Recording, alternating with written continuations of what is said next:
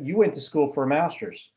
Do you feel that somebody today that they need to go, that schooling is important for somebody, or do you think that they could learn what they need by being in the world and going to conferences or whatever, doing certification programs and come in?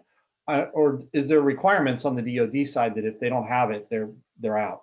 There are requirements that you have a bachelor's degree to get started for some of these initial entry jobs.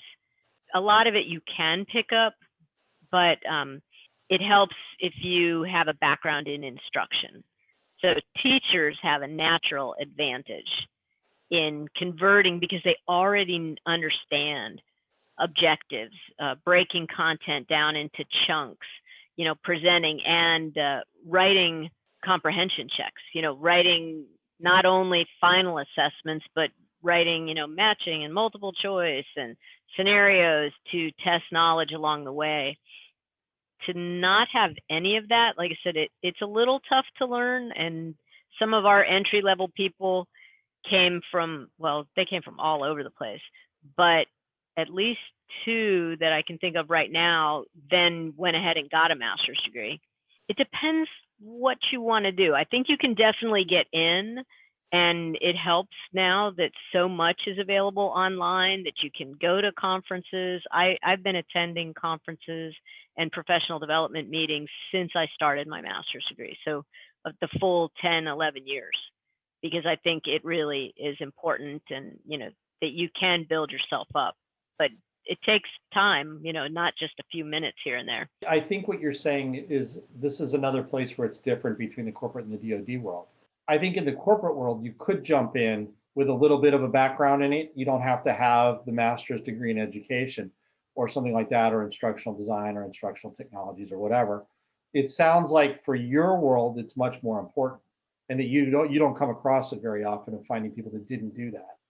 Not in the higher levels. Like I was trying to think how many came in, but it's possible. But I think what happens is they start out and they might gravitate more toward project management and not really stay doing instructional design. Because I think there were a couple people, but they started 15 years ago, and so I feel like now I don't meet that many people who just jumped in. Like everybody on my project has a master's degree.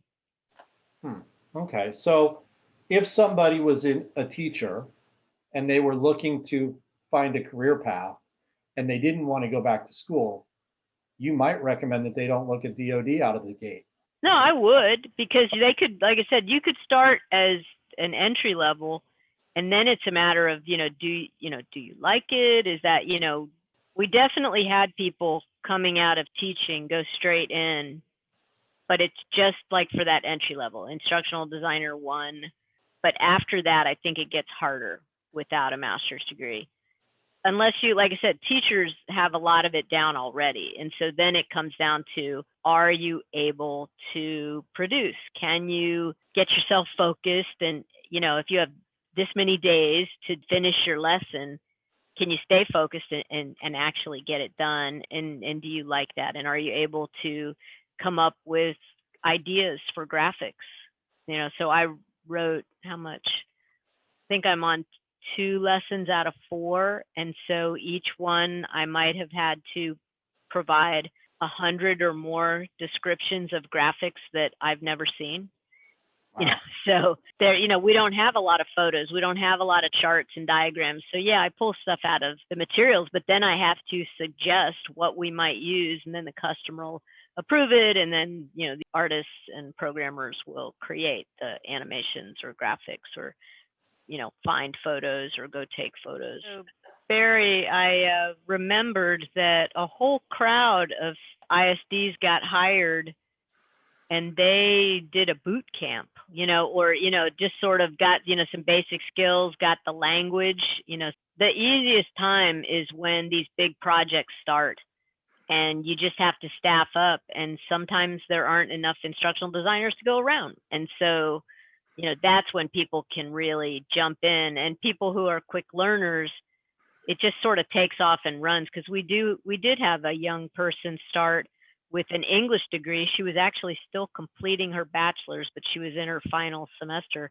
And so she was promoted after about a year. They said, you know what, we'd like to offer you as a junior. I think they started her as an analyst, a position below junior ISD.